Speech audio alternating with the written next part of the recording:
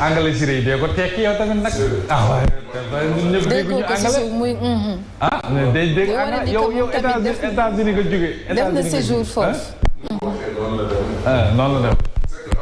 peut-être dama ci dolli tuuti rek. xam nga tey bu ñu xoolee ñi nga xam ne ñoom ñoo yor farine bi Sénégal juróom nañu au Sénégal ñaar ñoo ci nekk ay sénégalais ñett ñi yeneen nationalité nañ benn kenn ki turki la keneen ki libanais la keneen ki je crois français moo jaay américain bi. ñooñu ñoo yor farine bi. bu fekkee ne tey jii nii ñun. dañoo bëgg si tënku ci chaque jour rek il faudrait que. ñuy wekku ci lenn ça pose problème. il faudrait que ñu mën a dépasser yenn yi. lan moo tax tey jii nii le consommer local mënuñu ci def assez de sensibilisation liggéey ci liggéey bu war. agriculture bi tey waroon nañ ko taxaw de telle sorte que. gëmloo askan wi suñu bopp par rapport ak li nga xam ne moom nañu war di dundee tamit desaat ci réew mi mais la nga xam ne da nga koy importer mu nekk ay coûts mënoo ko maîtriser. mais état bi liggéeyam. tey jii nii mu jéem a def le consommer local de telle sorte que ñun dootuñu soxlati produit extérieur. macha allah yàlla may nañu suñu suuf nangu na lan moo waral tey jii nii waruñu mën a dem vers ça il faudrait que ñu réfléchir ci loolu et tey Covid bi dafa wane ni mënatuñu dund nañ doon dundee il faudrait que ñu am ay innovation ci leneen ak leneen bu fekkee bëgg nañ dem mais mënuñu tout le temps nañu wekku ci ay taxes pour di doxal mënuñu tout le temps ne way nañuy importer ba kañ il faudrait que ñu tàmm di dundal suñu bopp di lekkal suñu bopp di solal suñu bopp et puis aussi du dundee li nga xam te ne nii mun na génne suñuy ressources. loolu la xam naa gars yi dinañu dégg yaa suñ kon tàmbalee li fi yéen kaay xëy xët bu njëkk wu tribune bay ci sa weewu tànk kuy xalam di ca jaayu barke ba yaay borom tribune ay ca bilaay du noonu la ñu ñëw ci recours des préfets ak sous-préfets yi nga xam ne nemmeeku woon nañu ko ci élection yi ñu jëm soxal local yi bëri na ci dépôt liste ak coalition ak parti de coalition yi nga xam te ni nii bëri woon na coow loolu alors gis nañu ne li ni mel mën na jur blocage wala sax ñu ngi dikkaat ci yenn kaay bi ci les raisons suprêmes d'un blocage entre commandement territorial bi nga xam ne ñu ngi sampabla ci ne ndax xamoon na ne en sa qualité mën na agir ci par rapport ak mbir yooyee rôle bi nga xamante ni nii également agence judiciaire de l'État càmbar nañu ko waaye itam ñu ngi jëm boo mayul ci irrecevabilité seen recours yooyee mu doon li nga xamante ni nii xëy na wànnanti daan ko teewlu ba xam fu wànnanti du mujjee gëtam sanction ARTP ci Sonatel nag jamono ji moom comme bëy bu ñuy waaj a rendi mi ngi yuuxu fu ne donc wax nañu ne ñoom lu ñu nemmeeku wala lu ñu seetlu du lenn lu dul Birahim saa yu ñu jub see élection rek ñu teg leen ay daan à coup de milliards ah.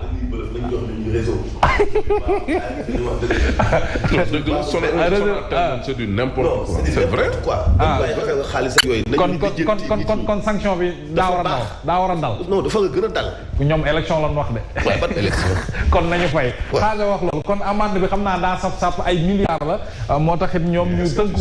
amende boobu ñuy wax c'est seulement 3% du chiffre d'affaires. bu Sonatel di am. oui kon mi ngi mel ni nga am 500000 mi ngi mel ni Mamadou Fofana am 500000 maye 500. wala ayca mi ngi noonu Yacine kon ñu ñëw ci yéenekaay bi di Walf Quotidien moom nag dikkaat na ba léegi ci crise ba xew ca poste xëtam bu njëkk daan nay ñëw ci Bibi Baldé yi nga xamante ni nii moom dafa am sens ndax dañ ko naroon séquestré xam nga fan yii yëpp syndicalistes yi yëngatuy foofee ca poste ñu ngi amal ak yëngu ndax seen kër ga nu mu demee jamono ji moom daanaka comme sabar bu tas ñu nga fa di dund ay jafe-jafe ak surtout lu ñu bëgg mu leer ci ŋabbin wi nga xamante ni ki ñu ci dul baaraam tuuma du kenn ku dul seen directeur bi di Bibi Baldé lu jëm ci wàllu mburu mi yokk nañu ci 25 francs CFA ci prix baguette bi boulanger yi ñoom li ñu doon xeex yëpp mujjoon nañu am ndam par rapport ak mbir mi kon ñi nga xam te ñoo di góorgóorlu yi seen président mi ngi nii taxaw di siré mbir mi seenuk ndodd la gàll waaye xëy na di fay rek mooy mburu bi poids bi itam dina gën a diis dootoo lekkati xott xam naa ni mais nag li ma jaaxal si am ñoo xam bu ñu jëndee mburu dañuy dindi ñuuxit bi te ñuuxit mooy mburu kaas na toj kaani ba waaw presse bépp ko yëgoon day nag bi ñu demee bu jubóo pour yokk mburu mi kenn yëgul katimini dañ dee def ñu ni mburu bi day yokk kon mais xaal li ma jaaxal naam yokk na mais ñu ne gramme bi dina yokk waaye contrôle bi war yow ndax boulanger yi dinañ respecté kii man day pour su ma jëndee mburu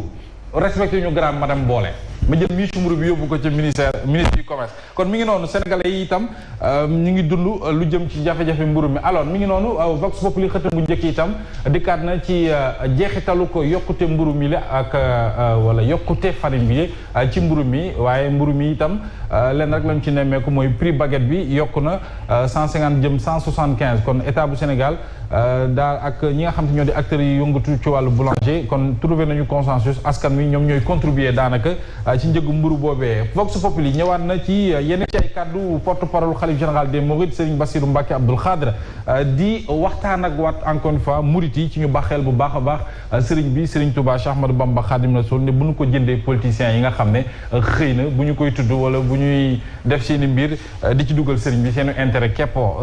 a tax donc Serigne Bassirou Mbacké Abdoul Khadre moo ni ak xamle alors dañuy ñëw ci Sud Quotidien Yacine ci xëtam bu njëkk Sud Quotidien Sud moom nag dikkaat na ci front social bi nga xam ne Siré boo moyul moom réew mi ñu ngi jëm ci ay élection daanaka dina yëngu waaye nag boo moytul grève yi tabarkalla dina takkarnaasewaat entre CUSEMS SAEMS SUDES daanaka ñu ngi waaj tab bi ci ay grève am na sax ñu ci tab bi ba noppi en tout cas état du Sénégal li ñu koy woo mooy mu fexe daal ba woo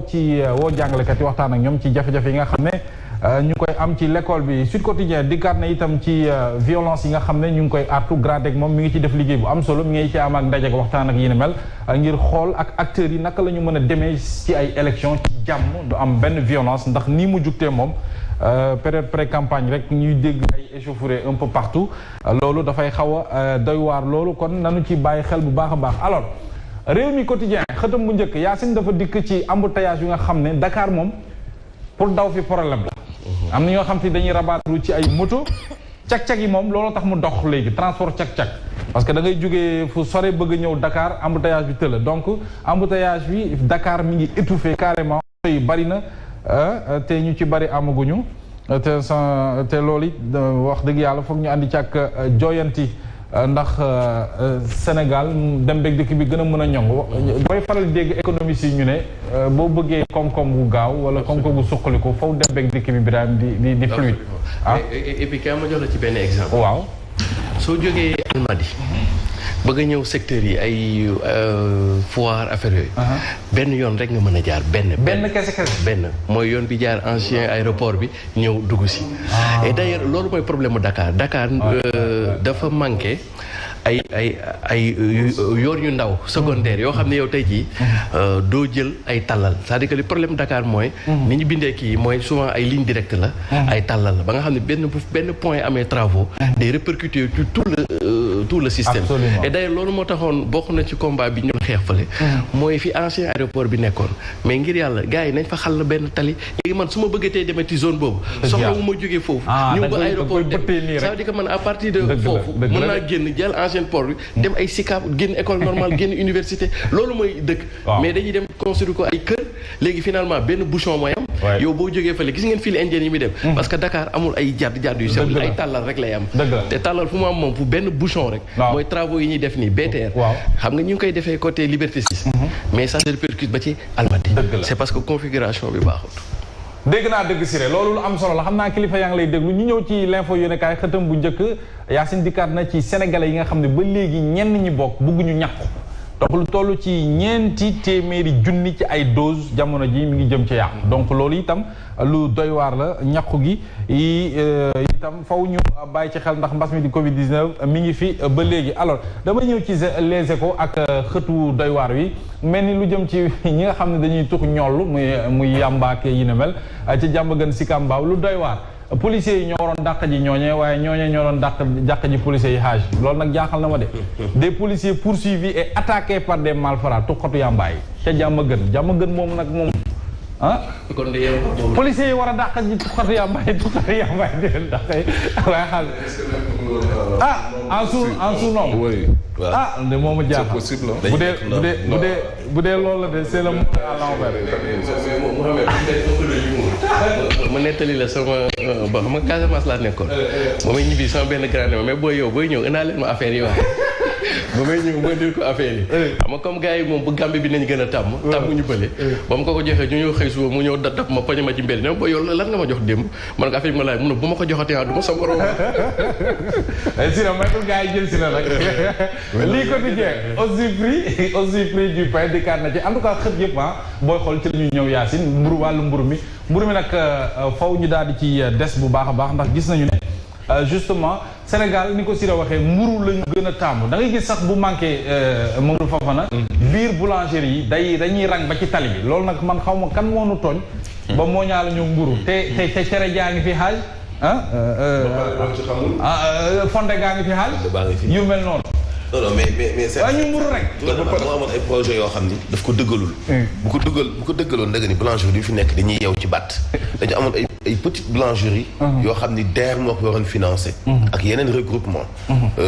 yooyu dafa lay permettre quartier bu nekk dina am benn petite boulangerie bu leen di servir façon pain wu boppam boo xam ni dañuy former jigéen ñi rek ci benn 2 semaines wallaay mais alternative boobu Sénégal dong moo ko amul partout dans le monde réew boo dem dañu conserver seen mburu cosaan ak seen mburu bi méngoo ak jamono malheureusement mais tey boo fi lakkee nu mu dugg tapalappa gaa yi tam la dëmm tapalappa moo gën li boulangerie ak a diis yaa xëyti mu laa yaa te mën ngaa lekk tapal gën ak a diis boo ko peinturé beurre ak chocolat xam nga li ci gën a doy waar mooy waaw farine bi amul lu mu lay apporter yow ci nit ki dundin bi organisme mburu farine kii bi nga xam ne moom mooy dugub bi au moins c'est nourrissant parce que dugub am na lu muy def ci yow ak leneen ak leneen jot nañu jeexale ak yërekaay bi di l'Obs centre stimulant complément alimentaire au cœur du dopage des politiciens xam nga nag en virage campagne bi yeeg yëngu beeg ku ñu mel ni président coalition grande coalition gëm sa bopp nga xam moom day dox rek waaw Bougane moom day dox ci biir réew mi rek donc xam naa xaal leen di dimbali mooy ay vitamines passi graines yeeg moringa yeeg ak xam nga produits yi nga xam da leen di dimbali daal waaye dikkaat na ci Mimi Touré Abdoulaye Baldé Maître Wade Souleymane Ndéné Ndiaye ñu ne ñoom lan mooy seen secret parce que ñii moom macha allah voilà. tabarkaal dañoo bien portant. amul secret xam nga secret il fait du sport. il fait du sport. boobu foofu la. yaa ngi perturbé ak am na beneen secret dinaa la ko wax bi waaw non mais est-ce que tu sais que li l'observateur bind mais c'est très actuel. xamul tax. tu parlais tout à l'heure de Bougane ñeen ñi mës a ànd ak moom tournée. Bougane mi xam na ci dara. mais pratiquement yow. il peut rouler. 24 heures sur 24 wala benn temps nelaw quelquefois tu te poses des questions mais kii lan lay jël ba mën a accès ak tous les hommes politiques surtout jamono ji ñu toll nii non président Bougane non yaa mënul naturel non mënul naturel noonu président Bougane mënul naturel noonu koo xam doo lekk non naturel war ngeen wax si secret ndax donc yooyu ngeen di wax yëpp da koy def. kon ci biir oto. préparé ci oto. li nga soxla laa day lekk. day naan. Bougane kon mooy Mamadou c'est-à-dire nelawu chauffeur lay def aussi. des fois ngeen dem fenn ci am ngeen di régler añ ak yooyu. mu nelaw benn 15 minutes am. mais 15 minutes bi ci des mais Mansour Bougane du nelaw. non bi ci des nag cawarte la foofu na ñu def 24 heures. foofu na bi ci des cawarte la. daa njax la xam nga sénégalais dafa dem ba jël tayal nday la ko boppam. góor dafa sawar. ay dayaati malaaka.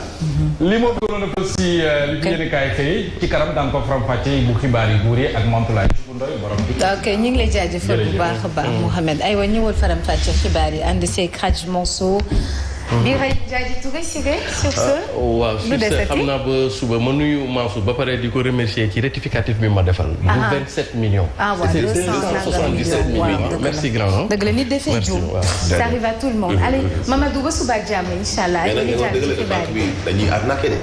banque bi dañuy abaate de. day sax man foofu banque bi est-ce que nekkul recelé parce que nan la ñuy jaayee titre foncier. waaw nan la ñuy jaayee titre foncier gars yi. ba pare yow nga dem di ko nangu évaluer. donc banque bi recelé noppi nañu ko fay loola ak ay intérêts yi mu tegoon ca prêt ba. mais lan moo tax mu ni ñett daf koy jaay. kan moo ko war a jënd. luy namu teefu banque bi ci keneen jënd ko. ci foo xamante ni bii ay magistrats ñu ngi fa. ay commissaires police ñu ngi fa. ay enseignants. plus de presque lu jege 2000 parcelles yu tabax nañ koo noppi. nga ñëw ñu jaay la bail boo xam ne déjà ay immeuble ñoo nga fa. nga nangu accepté. jël bail boobu pour def benn prêt 277 millions. te gars yi dëkk nañ man jaay du am tey du am ëllëg. parce que ñëpp dëkk kenn du leen génnee. voilà te ku fa jënd tey la vente bi à 9h kenn du ko jënd. ba pare ku fa dugg sa xaalis da nga koy business bi nekk kenn jënd nag. pour mën leen a chantage xaw ma kenn ku ne joxe 2 millions wala nanga mu dikk ay milliards. yooyu du fi jàll Banque Atlantique ay africain lañ ay sénégalais lañu moomu nit ñi. jaajëf loolu si xibaar yi la bokkoon aywa.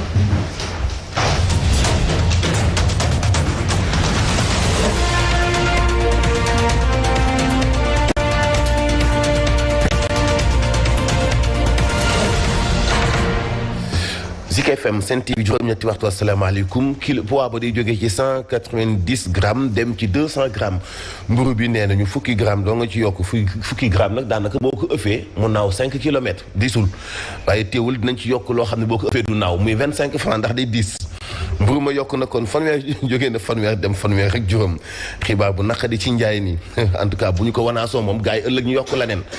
nañ ci dellu soit faram fàcce ko ñu wax ci wàllu inondation yi ci ay yenn ci ay gox ci Ndakaaru ñi nga xamante ni bii dañoo dëkk yenn ci ay kër yoo xam ndox mi daf ko nangu ñu ngi am tiitaange lool dinañ ci dellu soit ak suñu ay reporter wax itam ci Assane Ndiaye du Assane Ndiaye chanteur di itam doonu itam promoteur waaye Assane Ndiaye bi ab jàngalekat la nee nañu mooy meilleur professeur lettres ñu daal di koy takkal boobu la takkatel ndomba tànk ma nga cosaanoo ci diwaanu Diourbel Abdoulaye Diagne dana ci dellu soit ak ñun sport dinañ ci ànd ak Baye Manta Mboup yéen kaay yi la ñuy ndax keppe xibaar yi ak Mantoulaye ci bundooy ni skis xam fàcc gi ak Mouhamed Babacar Diop